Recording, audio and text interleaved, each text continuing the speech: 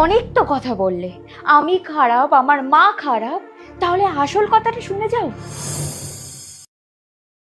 বৌদি বলছি, শোনো না, তোমার দুটো শাড়ি আর যে গয়নাগুলো আছে, হার কানের দুল, আমাকে দাও না, আমার পরশুদিন একটা বিয়ে বাড়ি আছে।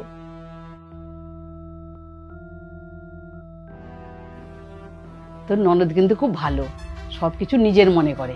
ও খুব ভালো মেয়ে, আমাদের কিছু সমস্যা হলেই ও চলে আসে। খুব ভালো না হলে এরকম হয়? অন্য বাড়ির মেয়েদের দেখ না, বৌদিদের পিছনে লাগার জন্য সবসময় রেডি হয়ে আছে। সত্যি তোর ননদ খুব ভালো। মা, এগুলো একটু বোনকে দিয়ে দিও তো। এখানে কানের হার আর আংটি আছে, ওর কলেজে কি প্রোগ্রাম আছে না, সেই জন্য ও চেয়েছিল। তুই এত দামি দামি শাড়ি গয়না কিনেছিস কার জন্য? পরবি বলে তো? সেগুলো অন্য কাউকে দিয়ে দিবি? হ্যাঁ, আমার জন্যই কিনেছি, কিন্তু কি করব বলো মা, সেও তো বোন হয় আমার, তারও তো অধিকার আছে। তাই বলে তুই নিজের জিনিস অন্য কাউকে দিয়ে দিবি?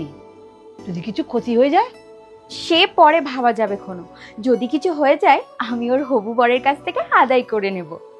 এই নাও ধরো।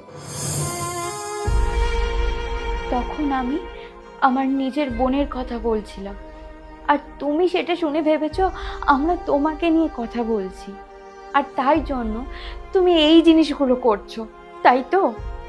তুমি জানো, আমি সব সময় তোমাকে আমি নিজের বোনের মতো ভেবেছি, আমি কখনো নিজের বোনের থেকে তোমাকে আলাদা ভাবিনি। তুমি যখন যেটা চেয়েছো আমার কাছে, আমি সেটাই তোমাকে দিয়েছি। এখনকার সমাজের মতো যেরকম বৌদিরা সবসময় ননদের সাথে ঝগড়া করে, অশান্তি করে, নিজেদের জিনিস দিতে চায় না, আমি সেরকমটা মোটেই না। আমি সব কিছু তোমাকে উজাড় করে দিয়েছি, আর আগেও দিতে থাকবো। তুমি প্লিজ আমাকে ভুল বোঝো না। আর এটাও তো আমার বাড়ি, তুমিও তো আমার নিজের বোনের মতো। তুমি যদি আমার কাছে কোনো জিনিস চাও, আমি কেন দেব না তোমাকে? আমাকে ক্ষমা করে দিও বৌদি, আমি না জেনে তোমাকে অনেক কথা বলে ফেলেছি।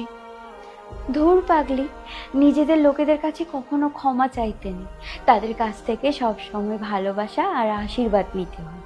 পাগলি কোথাকার।